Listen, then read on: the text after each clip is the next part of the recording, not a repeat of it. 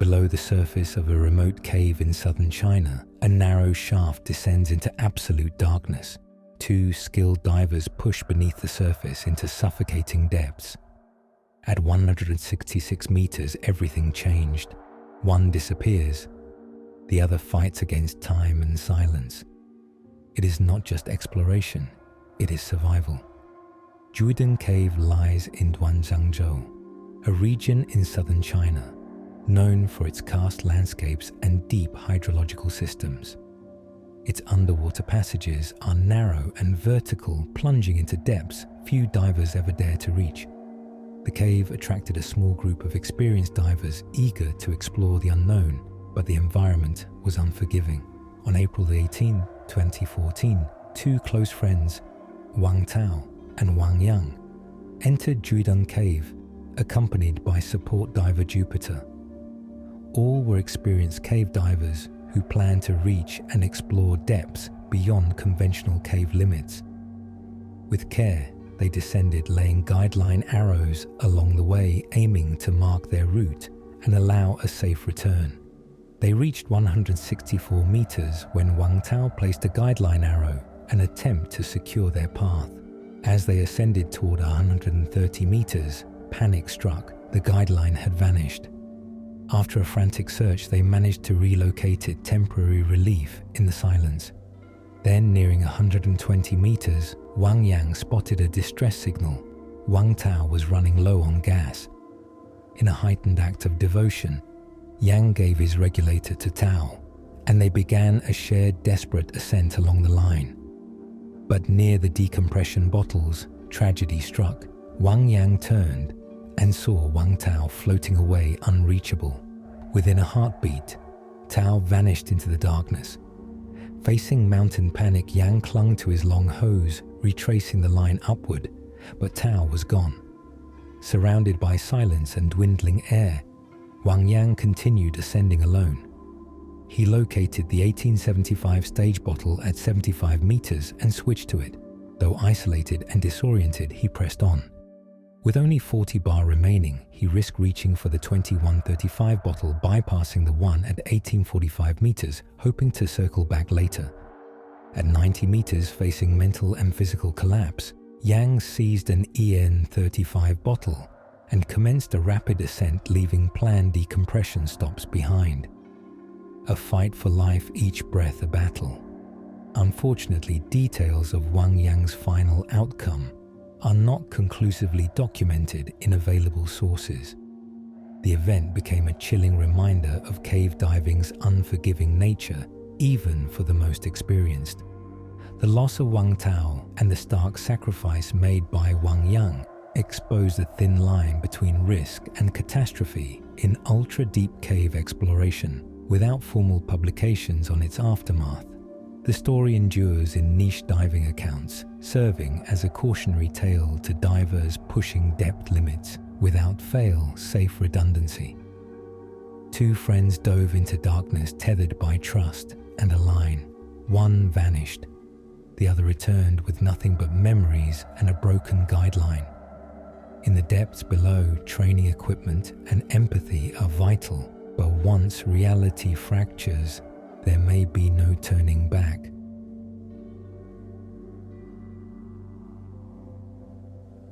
A lone diver vanishes into turquoise cave waters.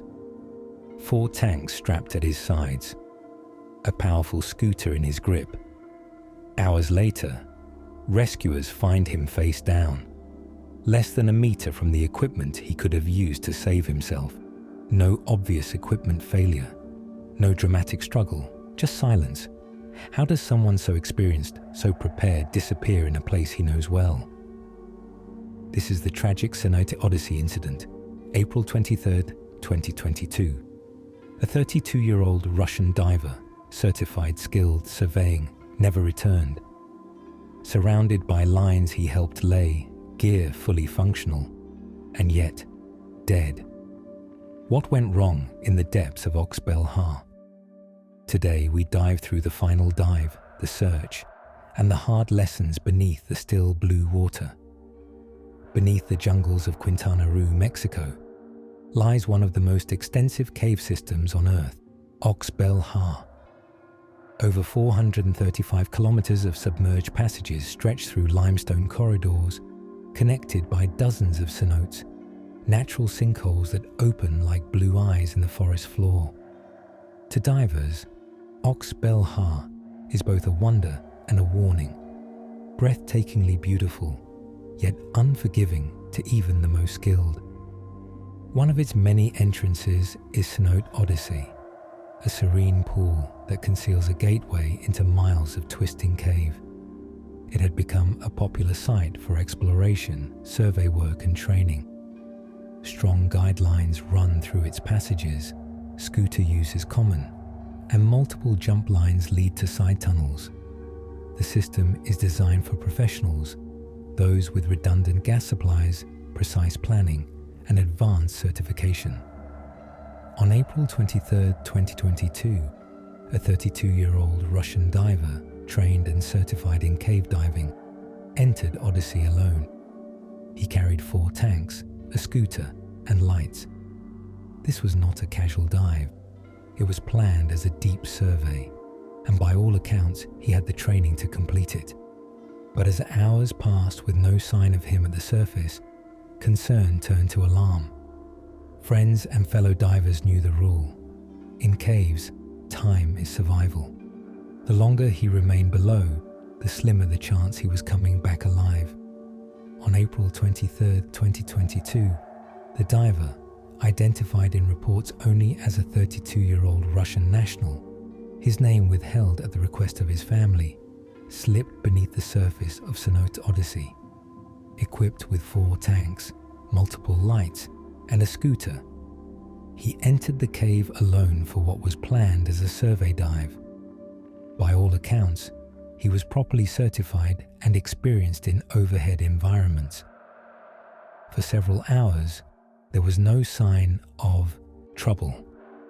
His route likely followed established lines, with the scooter providing speed and efficiency through the long tunnels of Oxbel Ha.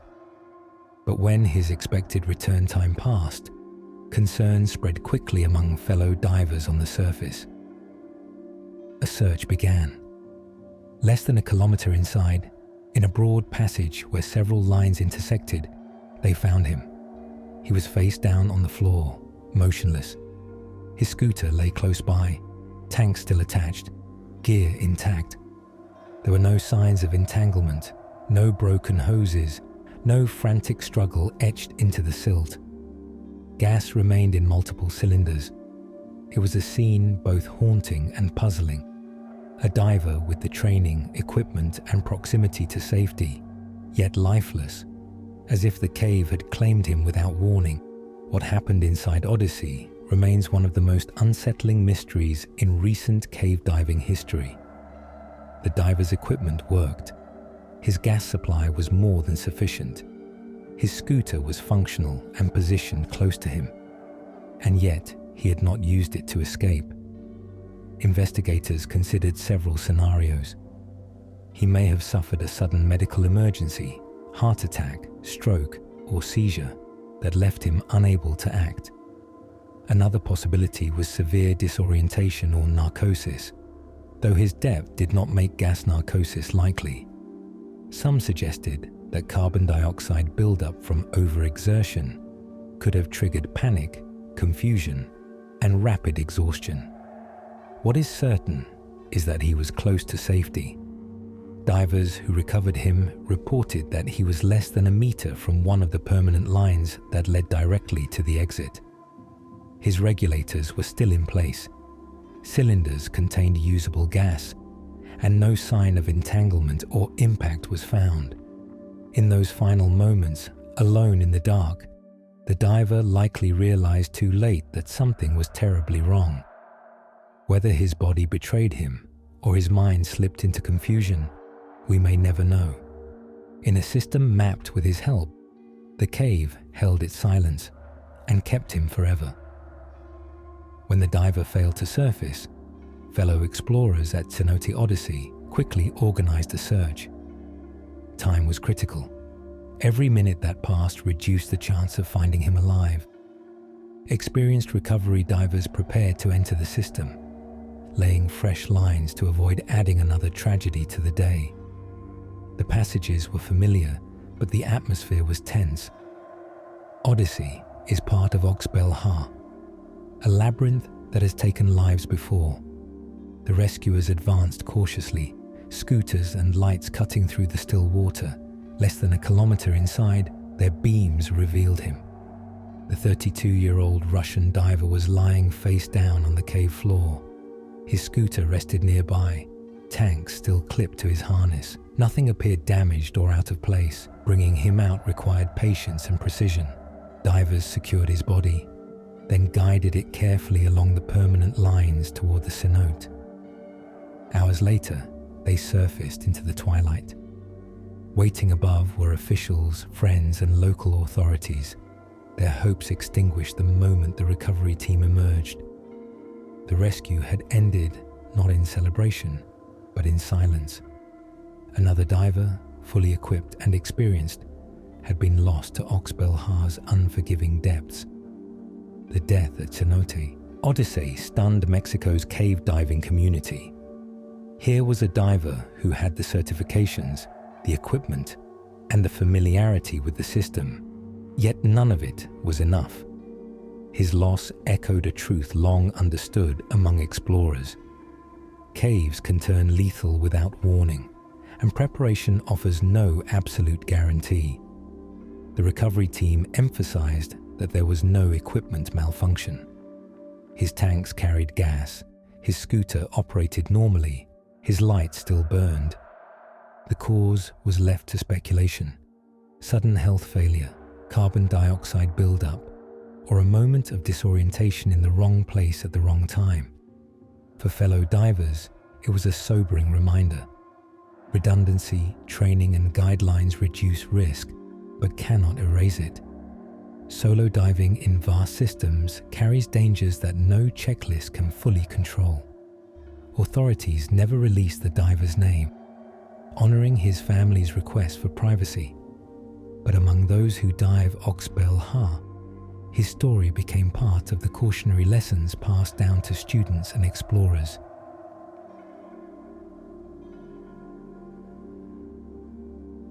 In the heart of the small French town of Tonnerre lies a pool of water that has captivated people for centuries, known as the Fosse Dionne. Its turquoise surface looks serene, almost inviting. Yet beneath that calm exterior stretches a labyrinth of submerged tunnels that lead into darkness. For generations, stories circulated that the spring was bottomless, guarded by spirits, or connected to faraway rivers underground. But in 1996, those legends were given a tragic new chapter. A diver descended into its depths, hoping to uncover its secrets, and never returned. What happened that day turned myth into reality and left the town with a story that still echoes through diving history. The Fosse Dionne is located in Tonnerre, a commune in the Burgundy region of France. Surrounded by limestone hills, the spring emerges dramatically in the middle of the town. In the 12th century, the townspeople constructed a circular stone basin around it. For centuries, it served as a vital water source, a communal washhouse, and later, a symbol of local identity. Its deep greenish-blue pool is striking, drawing both residents and visitors to its edge. Yet beneath this beauty lies danger. The Fosse Dionne is a karst spring, formed by the slow erosion of limestone by underground water. Such springs are connected to vast and unpredictable cave systems. The passages beneath Tonnerre twist and turn, with sudden drops and constrictions that can trap even experienced divers. Despite numerous attempts, no one has ever mapped the source of the Fosse Dionne. Modern equipment has pushed exploration hundreds of meters in, yet its end remains hidden. The spring has inspired both science and legend. Medieval residents believed it to be enchanted or cursed. Some claimed dragons or demons lived in its depths. Others believed the waters were endless, connecting to faraway seas.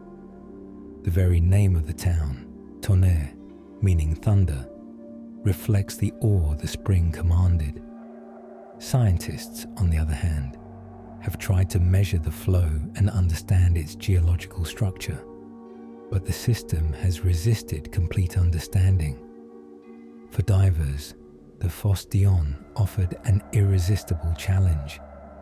Its crystal surface gave way to narrow submerged tunnels, promising discovery but delivering extreme peril. Strong currents, limited visibility, and tight spaces made it one of the most dangerous dive sites in Europe, and in 1996, the spring proved just how unforgiving it could be.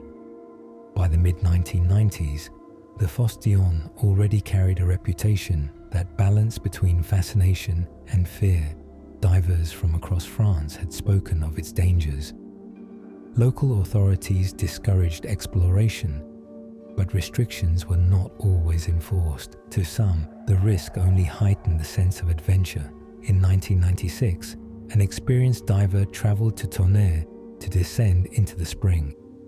Details about his background remain sparse in public record, but accounts suggest he was not a novice. He likely knew of the challenges, but wanted to push beyond where others had turned back.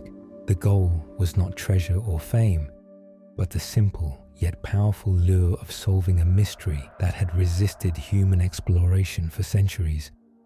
On the day of the dive, townspeople went about their routines around the ancient washhouse that still encircled the spring. Children played nearby. Tourists leaned over the stone walls to admire the turquoise water, and locals came to fill buckets or simply rest in its shade. Few paid much attention as the diver prepared his gear. For them, the spring was a familiar landmark, part of the rhythm of daily life. Yet for the man slipping on his fins and mask, it was a gateway to the unknown. The surface of the pool gave no hint of the danger below. Sunlight glinted off the ripples, and the stone walls reflected centuries of human history. But soon, the diver would leave that world behind, entering a place where daylight could not follow. The descent into the Fosse Dionne was deceptive in its calmness. The entrance pool is wide and open, giving divers the illusion of space. But as the diver passed through the first few meters, the cavern began to slope downward sharply. The walls of limestone closed in, and the water grew colder, darker, and heavier with silence. At approximately 38 meters below the surface lay the infamous Étoile, a constricted passage that had stopped many divers before. It was narrow, twisting, and choked with silt that could easily be disturbed by the sweep of a fin. Passing through required absolute control, as even a slight miscalculation could disorient the diver or block visibility entirely. The diver that day attempted to push through. Reports suggest he was determined to move beyond the limits that had frustrated others. But the passage was unforgiving. As he advanced, the water grew clouded with disturbed sediment, turning the narrow corridor into a tunnel of mud. The visibility dropped to nothing. Without a permanent guideline to mark the way back, orientation became nearly impossible. In such conditions, even experienced divers can lose track of direction, spiraling into panic. Some accounts speculate that his equipment may have malfunctioned, while others believe exhaustion and disorientation sealed his fate. Whatever the cause, he could not find his way out. Minutes turned into an eternity. Above, the townspeople remained unaware of the unfolding crisis beneath their feet. Below, the diver fought against the cold, the current, and the crushing realization that the Fosse Dionne was claiming him. In the labyrinth of limestone, the spring kept its secrets, and the diver never resurfaced alive. When the diver failed to return at the expected time, concern quickly spread. Word reached local authorities, and soon specialized recovery teams were summoned. But attempting a rescue or retrieval in the Fosse Dionne was as dangerous as the dive itself. Professional cave divers entered the spring, carefully navigating the narrow tunnels. They knew that even a small mistake could add their names to the list of casualties. The infamous Étroitre passage proved especially hazardous. With visibility near zero and limited room to maneuver, recovery efforts stretched for hours. Divers had to inch forward, marking their path with guidelines, all while fighting the urge to panic in the stifling confines. Eventually, the body was located and brought to the surface. The operation underscored the perils of the spring. Even for those with the best training and equipment, the risks were immense. Every meter explored carried the weight of possible collapse, entrapment, or disorientation. For the rescuers, the mission was not only technical but emotional, as they confronted firsthand the high price of curiosity. The recovery gave the divers' family closure, but left the community shaken. For the town of Tonnerre, the tragedy confirmed what many had long feared, that the Fosse Dionne was a place where beauty masked lethal danger. In the wake of the 1996 tragedy, local authorities imposed strict bans on diving in the Fosse Dionne. The spring was declared off-limits to all but specially authorized scientific teams. The message was clear: the risks were simply too high. The story spread across France and beyond, reinforcing the spring's reputation as one of Europe's most treacherous dive sites. Media coverage painted it as a deadly riddle, a place where human ambition collided with nature's hidden power. Within the diving community, it became a cautionary tale, a reminder that even skill and experience cannot always overcome the unpredictability of underwater caves. Decades later, in 2018 and 2019, diver Pierre-Éric Dessegne was granted permission to re-explore the spring with modern equipment. Despite advanced technology and preparation, he too was unable to reach the true source of the Fosse Dionne. The system remained elusive, its deepest chambers still untouched. Today, the spring stands as both a natural wonder and a silent memorial. Its turquoise waters draw tourists and inspire awe, but few forget the cost of the secrets it hides. The 1996 dive incident ensured that the Fosse Dionne will always be remembered not only as a geological marvel, but also as a reminder of the limits of human exploration. The Fosse Dionne is more than a pool of water. It is a riddle carved into the earth, a reminder that nature often resists the boundaries humans try to push upon it. In 1996, one diver sought to unravel its mysteries, but instead became part of its story. His death transformed whispers of danger into undeniable truth, cementing the spring's reputation as both fascinating and fearsome.